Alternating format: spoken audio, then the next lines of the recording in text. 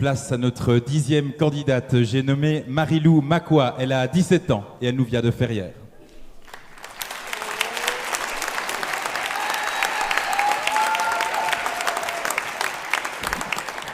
Alors Marilou qui est venue avec ses ultras dans le public, vous êtes où? Levez la main. Ah, vous êtes un peu partout. Ça c'est quand même vraiment intéressant d'avoir pas mal de soutien. Merci à vous, cher public, d'être venus en nombre ce soir pour soutenir les candidats. C'est vraiment très important. Marilou, vous souhaitez devenir kiné sportive. Vous faites partie du patro de votre village et vous pensez que vous lui devez beaucoup à ce patro. Aux éliminatoires, vous aviez réalisé l'éloge du chiffre 7. Aujourd'hui, vous tentez d'obtenir un ticket pour la finale avec cette citation. Je pense donc tu suis le nouveau paradigme des réseaux sociaux. Marilou pratique la danse classique et ce soir, c'est à son tour de faire danser les mots. À vous, Marilou.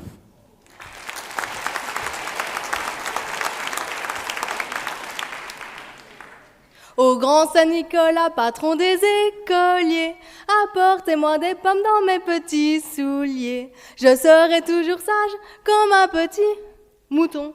Je dirai mes prières pour avoir des bonbons. Cette douce mélodie, ce refrain chanté à tue-tête dans l'espoir de pantoufles bien garnies, prend soudain tout son sens. Dès notre plus tendre enfance, on nous demande d'être des moutons. Et si nous avons le malheur de nous échapper de l'enclos, c'est à coups de fouet et à coups de charbon qu'on promet de nous y ramener. Alors, quand les réseaux sociaux ont pris des allures de séduisants bergers, de charmantes bergères, on s'est docilement laissé faire. On a rejoint des pousses le rassurant troupeau numérique. Et on s'est fait tondre la laine sur le dos. Adieu veaux, vaches, cochons, le corbeau et le renard. Bonjour la traite des moutons noirs. Ou pire, l'abattoir. Bref, vous l'aurez compris. Ce soir, je ne serai pas le vétérinaire. Je serai le loup. Marie, loup. Celui qui fait peur à l'agneau, disperse les moutons et réveille en vous la bête sauvage. Je pense donc tu suis. Disséquons ce nouveau paradigme des réseaux sociaux. Danger numéro 1. Qui est ce je? Réponse?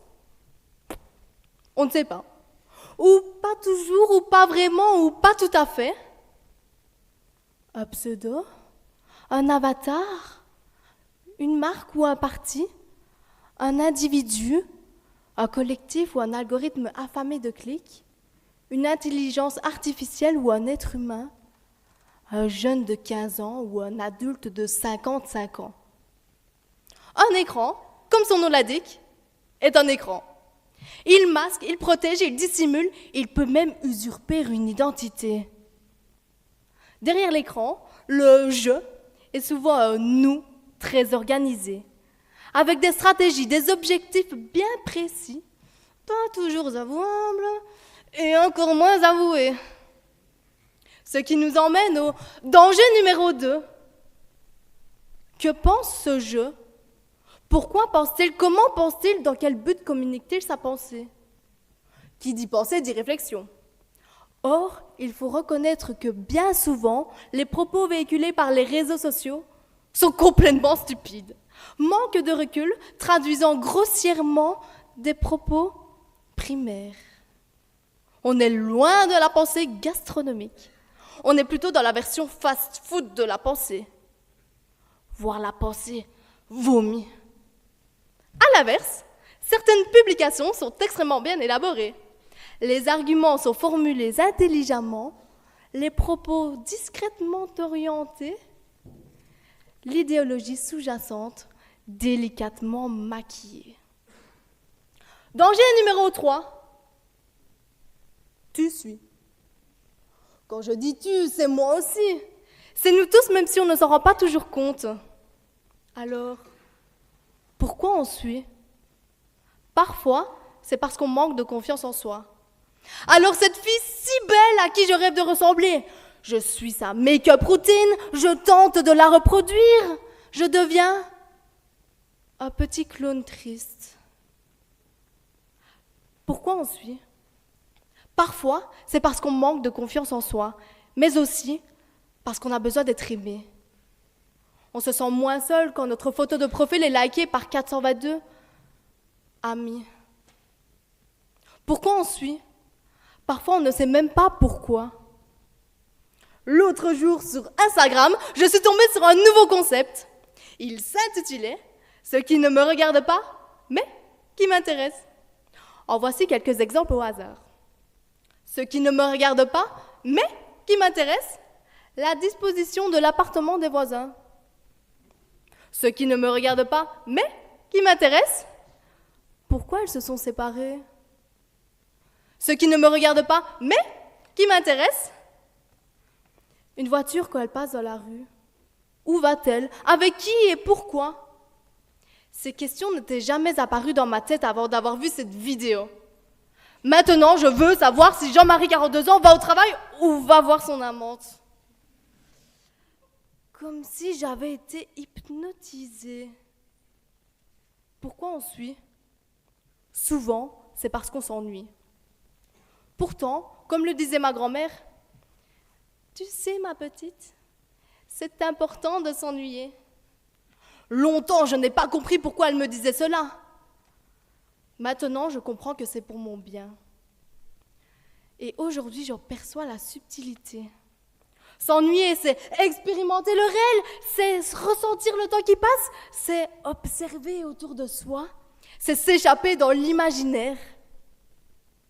Bref, s'ennuyer, c'est se donner l'occasion de penser par soi-même.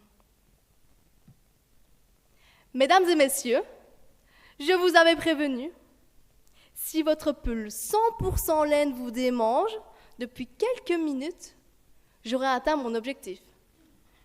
Pas que vous pensiez comme moi, mais que vous pensiez comme vous.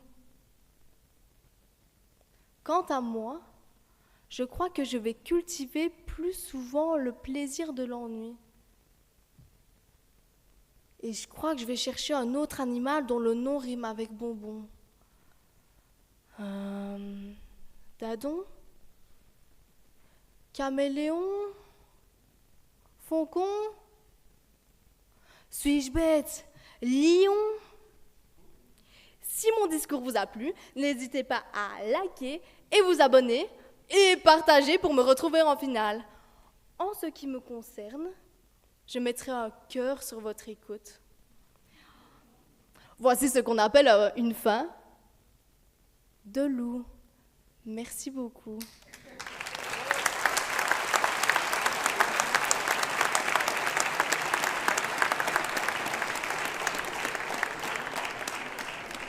Et on salue évidemment tous les Jean-Marie de 52 ans, Marie-Lou. Alors Marie-Lou, on doit préciser qu'il y a eu, vous l'avez peut-être remarqué à l'antenne, un petit problème technique. Il y a eu un léger décalage avec le chronomètre, mais ne vous tracassez absolument pas.